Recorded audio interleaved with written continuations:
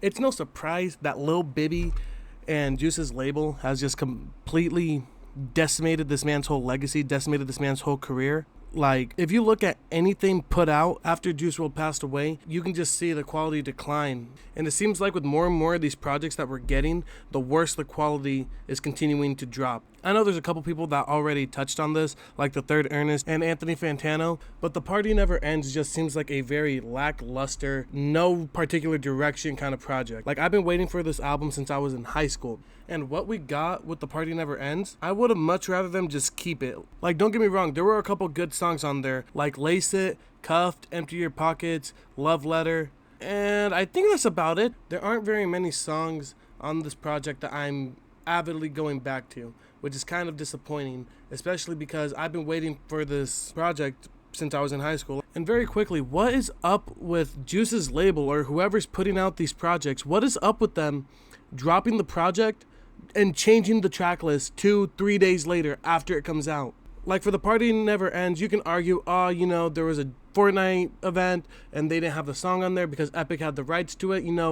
That's an argument I can let slide, whatever. But this isn't even the first time that the label or whoever is behind it has decided to do this. When Fighting Demons came out, we got like 3 or 4 different variants of that album, just adding songs. I could be tripping, but I swear, Cigarettes and Sometimes were not on the album when it initially dropped. They came out later on the deluxe, I believe. And even with those songs coming out on the deluxe, whoever's in charge of putting out these projects decided to just merge them with the original Fighting Demons album. And even after taking these songs and then merging them into the original album and then taking the deluxe off of streaming platforms, the album still feels like it's missing stuff. Like, it's not all there. Like, this still feels very incomplete as a Juice WRLD album. Which brings us back to The Party Never Ends. This album it sounds rushed, it sounds sloppy, it sounds forced.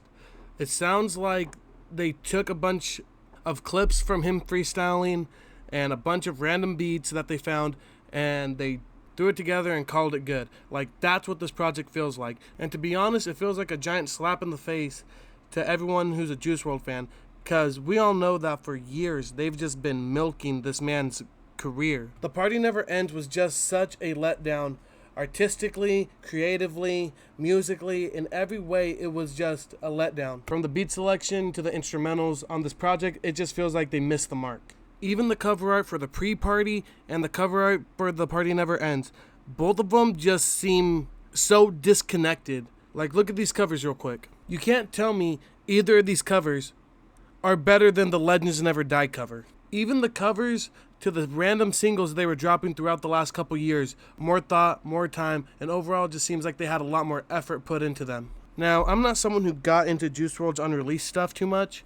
I dabbled in it here and there. I was never super deep into it, but from the little bit of digging I did, it seems like we got the worst version of every song that was on the album. Apparently, Jeffrey was completely different beat, different lyrics, different verses. The version that got released is not the version that the community wanted. And surprise, surprise, Twitter let their voices be heard. It just sucks to see record labels ruin a young artist's legacy. You look at what happened with X and Juice WRLD and how their labels are just completely squeezing every last drop that they can out of them.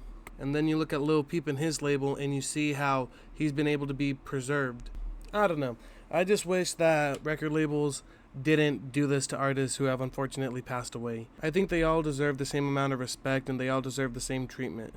But what can I do? I'm just some random guy on the internet who decided to go on a rant. If you made it this far, I appreciate you listening. I appreciate you watching. If there's anything I missed or anything you want to add, go ahead and drop it in the comments. Let's have a conversation. If you enjoyed this video, give it a like. If you didn't, give it a dislike. I got more videos on the way, so don't forget to subscribe. If you want to see a couple more videos, I'll pop them up right here on the screen. But that's all I got for now. Thank you so much for watching. I'll see you guys in the next one. Peace.